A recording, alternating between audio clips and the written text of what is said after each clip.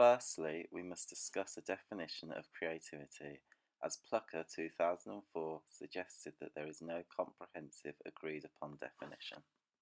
One of the earliest definitions of creativity was constructed by Einstein, who argued that imagination is key for a child or adult to be creative in what they do. This is supported by a recent report by Sawyer, who found that by unlocking imagination in children, the world becomes a lot more open and inviting, enabling them to develop a healthy curiosity of life and learning. Now we will look at some more definitions formed in the 21st century. The New Creative Initiative started with a report from the QCA in 2004, which found that creativity is something original that uses your imagination. The importance of imagination is a constant thread from Einstein's first definition to this recent government report. However, a crucial difference between the older definitions and the latest ones is now focused on creativity being a process, including both mental and physical development to create a desired and effective outcome. So how does this link to outdoor learning? Overall, creativity is a process of learning, and from the definitions we looked at, a few key strands stood out: imagination, mental and physical development, and also a desired outcome. Outdoor learning enables children to experience all of these key strands. To understand this more, we will now look at a scenario where outdoor learning specialists are talking to a group of teachers about the benefits, implications, and activities used in outdoor learning. Hi, my name's Claire. And my name's Andy. And we're from Outdoor Learning for Schools. We're here today to talk to you about the benefits of outdoor learning. Firstly, we're going to show you a video of an outdoor learning experience. Outdoor learning has incredible success in education. Watcher and Brown believe that individuals' capacity to evaluate, articulate, transfer and apply knowledge has become heavily established in outdoor educational practice. Paisley et al. Supports this by suggesting formal classes will perform at its highest quality for outdoor education. This evidence implies that there are numerous benefits to outdoor learning. Crawford studied student teachers using inquiry-based learning in an outdoor setting. The results display that connections between an inquiry process and how people learn is essential. Research supports this by stating the importance of inquiry in an outdoor setting as it creates the learning experience. Although outdoor inquiries could be more challenging and less effective than expected, resources as well as teachers and students scattered in different locations has a negative impact on outdoor learning. Bruner's discovery learning theory focuses on pupils' interaction with the world by exploring. Outdoor experiences provides various opportunities for this due to the focus on being active. The theory explains how confronting inquiry benefits education as it develops creativity as well as problem-solving skills. However, critics believe that potential misconceptions can occur through this method as pupils discover answers themselves. Thus, it is critical that teachers address these misconceptions and then transform them into a positive manner. Pupils' misunderstanding can be useful as a discussion as it highlights innovative ways of tackling problems. Overall, research suggests that inquiry learning in an outdoor setting supports creativity and establishes various academic benefits such as problem solving, active learning and exploring answers individually or in groups. Cross-curricular links are vital within education. Gardner's multiple intelligence theory proves that children develop knowledge in a variety of ways. Therefore, interdisciplinary learning is proved to be effective through Gardner's work. This is supported by Education Scotland, claiming that this enables teachers and learners to make connections in their learning and provides opportunities for deepening understanding. Carey states the importance of cross-curricular links within education. Therefore, utilising Gardner's work in an outdoor setting will benefit the learners and accelerate development.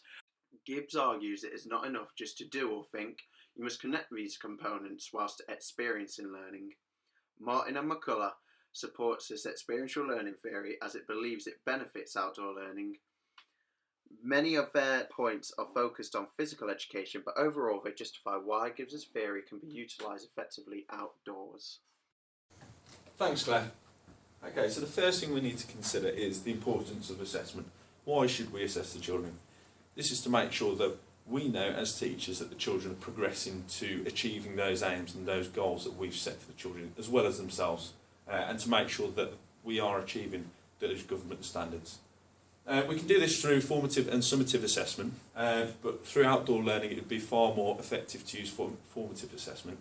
And this is because formative assessment, it can be used continuously to challenge the pupils and to motivate them. So if we're always challenging the children, they're more likely going to be motivated. However, we can use summative assessment if we coincide it with the use of technology, so capturing the moment by using photography. And this we can then use for future lessons. We can use this to further the learning the next day, the next week, so on and so forth, because we've captured the moment. This then can give us and the children a better understanding of what we are going to be learning about and how we can deepen their learning through assessment feedback from John Hattie. By giving the children feedback from what you have assessed, they can start to understand where they are with their own learning, and we can then progress it from then and help to deepen their own learning. And this coincides with Kolb's learning theory, where every child learns in a different way. However, every child, every person learns a lot more by getting that feedback. So what I'm going to do is I'm going to hand it over to Claire, and Claire's going to show you a short video to give you a better understanding of Kolb's learning theory. We can further relate outdoor experiences to Kolb's 1984 learning cycle, whereby we can see that it is made up of 4 components.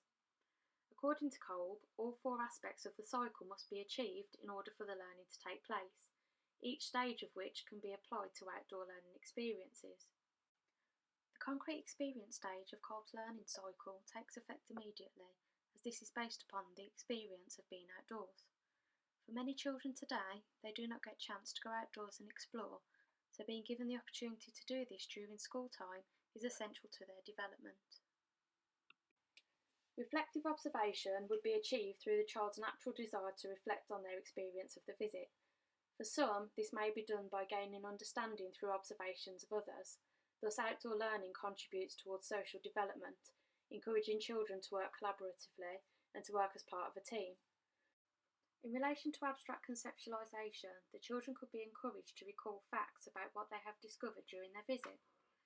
Research carried out by Nundy reveals that fieldwork has a notable impact on higher order skills and promotes motivation, whilst weight indicates that a tangible outdoor experience is important for memorability, and his research suggests that enabling children to have opportunities for sensory learning in the outdoors contributed to their engagement and motivation, thus creating positive, memorable experiences. The final stage of Kolb's learning cycle will be seen throughout other situations whereby the children utilise and put into practice the new skills and concepts that they've acquired through the outdoor experience. Outdoor learning contributes towards social development, encouraging children to work collaboratively and as part of a team. Vygotsky's 1978 theory of proximal development stresses the fundamental role of social interaction in the development of cognition and suggests that meaning is derived from community. Outdoor experiences can include a variety of activities that promote teamwork and a sense of community, such as between staff and students. Unlike Piaget's notion that children's development must precede their learning, Vygotsky argues that learning is a necessary and universal aspect of the process of developing culturally organised, specifically human psychological function. Learning outdoors is about engaging children in many different ways that cannot necessarily be achieved within the classroom. Teachers generally act as facilitators, using multisensory and experiential approaches, which encourages children to become involved in emotional, physical, aesthetic, spiritual, and cognitive experiences as part of their learning. The relationships between the people involved, the activities undertaken, and the place where the learning happens require thought and consideration to maximise the learning opportunities and to meet the needs and aspirations of the children. In recent times, Ofsted's focus on SMSC has become prevalent, and it is important for it to be incorporated into school life in order to shape our children to become well-rounded, respectful citizens with positive values. SMSC is naturally embedded through outdoor experiences, and it is therefore vital for children to be given the opportunity to explore and engage in the world outside of the classroom. To conclude, outdoor learning is a fantastic way of incorporating all aspects of teaching and learning, as mentioned throughout this video.